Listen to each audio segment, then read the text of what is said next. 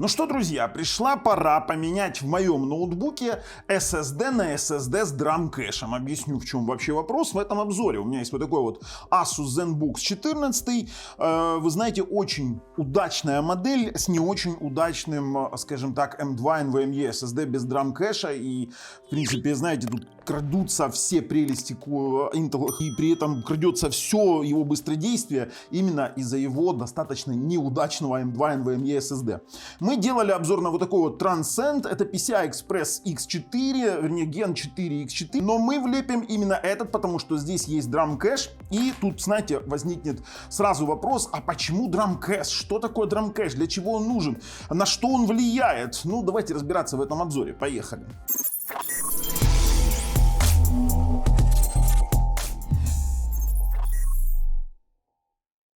Смотрите, я включил свой ноутбук, и тут как бы все хорошо, он очень быстродейственный, хорошо реагирует на какие-то действия, все открывается четко, все классно до того момента, как я включаю на синхронизацию Google Диск. Я вам объясню. Дело в том, что сами по себе диски без DRAM-кэша, без кэша памяти, который сначала кэширует, потом пишет, они пишут своеобразно. То есть, ну, вернее, сам Windows пишет своеобразно, и это сделано с очень таким важным предназначением защиты данных при копировании. Я вам сейчас объясню.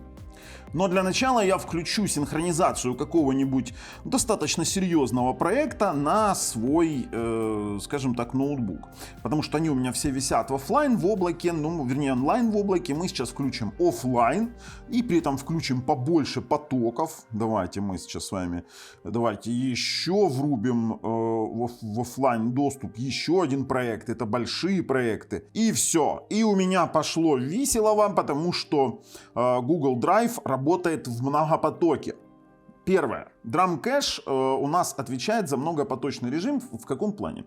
Если копируется большое количество мелких файлов, то процесс копирования происходит таким образом. Я буду очень простыми словами объяснять. Он берет файл из одного места, записывает его в другое место, только потом апрувит информацию здесь и стирает информацию здесь. Это для того, чтобы, если вдруг выключится свет или еще какая-нибудь оказия произошла с диском, чтобы он остался в первозданном виде. Но вот эта вся череда событий заключается в том, что между дисками происходит постоянное переключение. Это опять же очень сейчас набегут адепты и начнут кричать, что я во всем не прав. Ну, если простым языком, то это достаточно логичное объяснение. То есть при копировании огромного количества маленьких файлов он будет каждый раз обращаться к первоисточнику, конечному приемнику и между ними переключать, грубо говоря, так шину. При этом эта скорость, вот заявляю, там скорость диска 5000 Mbps, это пример, а ты начинаешь копировать огромное количество файлов, она падает там до 100, до 60, до 20, потому что огромное количество мелких файлов идет. Так вот, с DRAM-кэшем это происходит немножко по-другому. Это пишется сразу в огромную память, это пишется в DRAM-кэш, а потом этот DRAM-кэш выгружается на сам диск в процессе очередности. При этом нет постоянного этого передергивания в шину и нет подвисания. То есть на текущий момент у меня сейчас это все будет виснуть, потому что у меня началась синхронизация Google диска. Все. У меня ноут, он просто-напросто начинает гаснуть, виснуть. Если я сейчас буду работать с ним в простом режиме, то буквально пару новых окон, и мой ноут просто-напросто вывешивается. Поэтому принято решение поменять на вот этот вот с DRAM-кэшем диск. Кстати, могу ссылок накидать на диски с DRAM-кэшем. Для того, чтобы нам сделать этот самый диск с DRAM-кэшем, ну, во-первых, мы остановим сейчас синхронизацию, это однозначно, приостановить синхронизацию. Для того, чтобы нам сделать все это правильно, мы склонируем наш текущий диск. Мы будем для этого использовать вот такой вот переходничок. Мы раньше использовали уже этот Ugreen, мы делали на него обзор. Это очень крутая штука. Обзор тоже закину в описании под видео. Вскрываем, вставляем туда наш диск. Кстати, это очень-очень простой именно карман для M2 NVMe SSD. Работает просто прелестно с классной скоростью. Все вставили, запилили. Вот так вот. Потом засунули, клац, и у нас все готово. Вот такая вот штука есть. Для тех, кто не знает, как сделать копию вашего диска, вот просто очень быстро, и именно вот стопроцентную копию, то можно использовать какие-нибудь приложения. Ну, вот он у меня весь висит из-за этого медленного диска. Google диск еще висит в синхронизации, у меня все повисло. Вот почему Я хочу поменять здесь SSD-диск. При том, что здесь Core i12, Core i7, вернее, Core i7 12 поколения, и это просто-напросто жесть. Мы имеем с вами вывешенный лэптоп.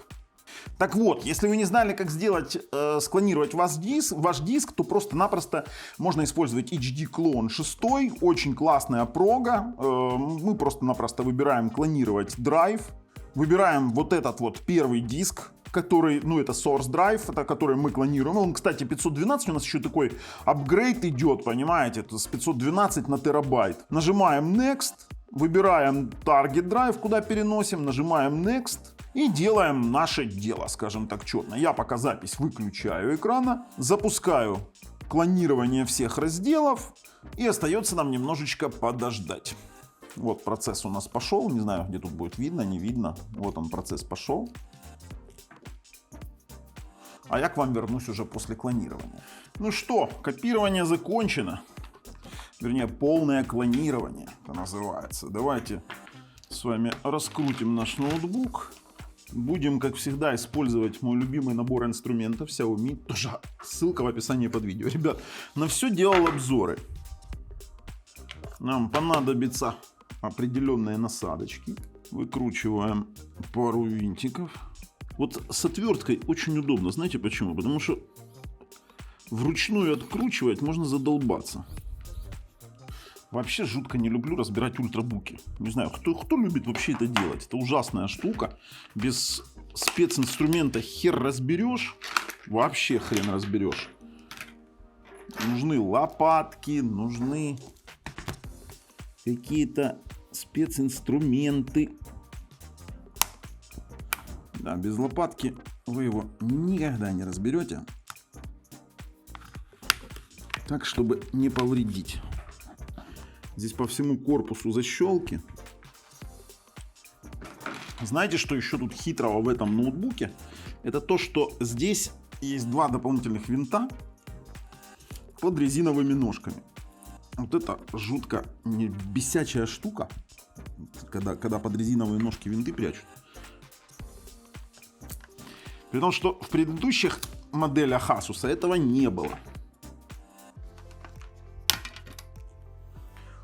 Так, все, вскрыли. А тут не только проблемка-то у нас в... Видели, какая жопа? Видели? Не только проблемочка в SSD, который, кстати, у нас вот здесь вот скрыт под охлаждением. У нас еще и вся система охлаждения просто-напросто атас. Так, отключим шлейф питания. Так, скинули питание с батареи. Все. У нас не было никаких эксцессов. Наверное, открутим само охлаждение. Потому что нам все равно без него, вернее, без демонтажа охлаждения не добраться до SSD диска. У нас здесь прям проблема, ребят. Смотрите. У нас здесь шуба. Да, его надо чистить. Ну, в принципе, сейчас и почистим. И нужно нам подрывать вот эту часть, дабы самим заменить этот самый SSD диск. Оп, а вот и он. Intel. Вот он, самый-самый-самый обычный. И сюда мы сейчас втелипаем наш диск, который у нас Transcend. Но главное при подборке этого самого M2 NVMe SSD учесть толщину вашего ноутбука, потому что в моем случае я прям подбирал по миллиметру, потому что не все SSD-шки влазят и крышка неплотно закрывается. Вы должны учитывать, какой толщины SSD стоит у вас и есть ли возможность как-то повлиять на толщину этого SSD. В моем случае можно либо прокладкой, термопрокладкой отрегулировать, либо еще чем-то. Ну, вы в принципе-то увидите дальше, что мой садится, тот, который я подобрал, садится идеально. Но в вашем случае каждый раз нужно подбирать индивидуально толщину M2 NVMe SSD в случае с ультрабуками. С ноутбуками там все намного проще. Термопрокладки абсолютно живые. Смотрите, они абсолютно мягкие, абсолютно живые. Да, с термопрокладками. Ну, в принципе, у меня этот ноут отработал, ну, чуть более, год.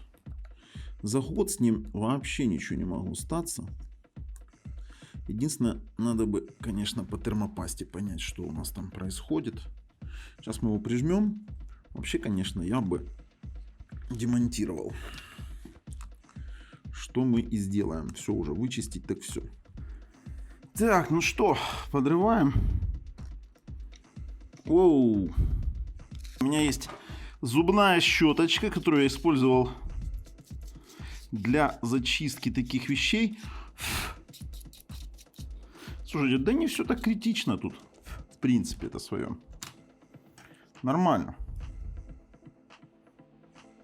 На просвет очень даже ничего. Не, все чистенько. Можно просто поменять термопасту. А, термопаста чуток подприсохла. Ну, смотрите. Термопасты уже нет. Не буду вам просто весь процесс этот надоедливый показывать. Наносим тонким слоем термопасту. Ребят, использую обыкновенную MX4 Arctic, да, которая, ну, в принципе, неплохая термопаста. Развозим это все лопаткой. Ну, я вам скажу так. Тонким слоем есть. Растечется сейчас равномерно, когда мы уже замонтируем. И закрутим это все. Так, все установлено. SSD-шник наш установлен.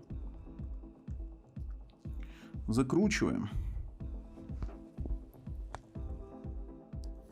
Так, 4. Где у нас 1? Вот он 1.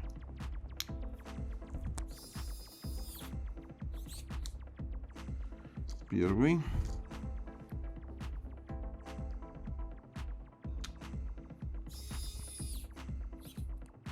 Второй.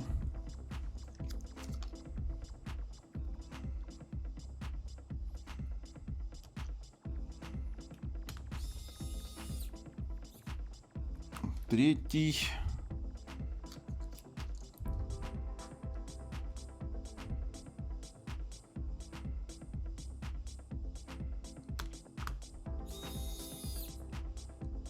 И 4. В принципе, оно все равномерно там сейчас растечется. Так, М2 поправили. Можно его тоже замонтировать. Самое прикольное здесь, что М2, видите, как через термопрокладку тоже охлаждается.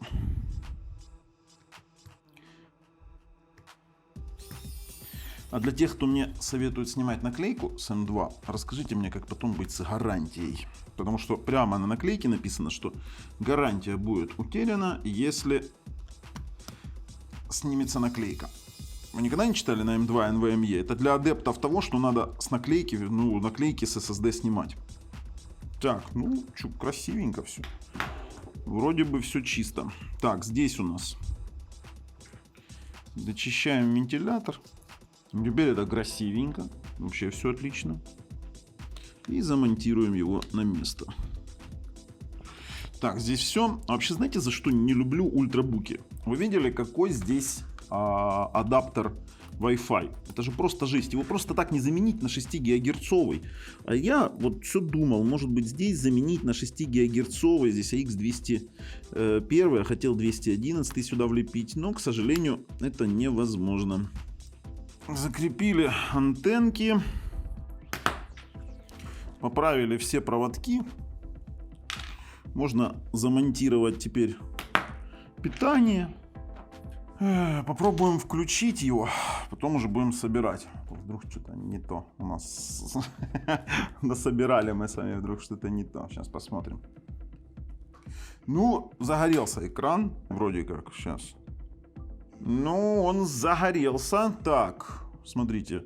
Все, память нашу определяет. У меня 11-го поколения Core i7. Прошу прощения. Так, BIOS, Aris XE график, USB порт нет, CPU fan, все нормально. Windows Boot Manager. И вот он, наш NVMe диск, он определил. Попробуем загрузить сейчас его в boot меню. Ну что, поехали, посмотрим. Запустится. О, все стартануло. Отлично.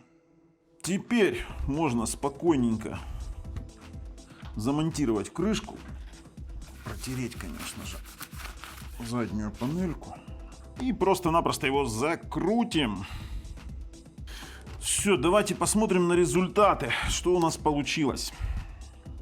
Ну все у нас заработало, ребят.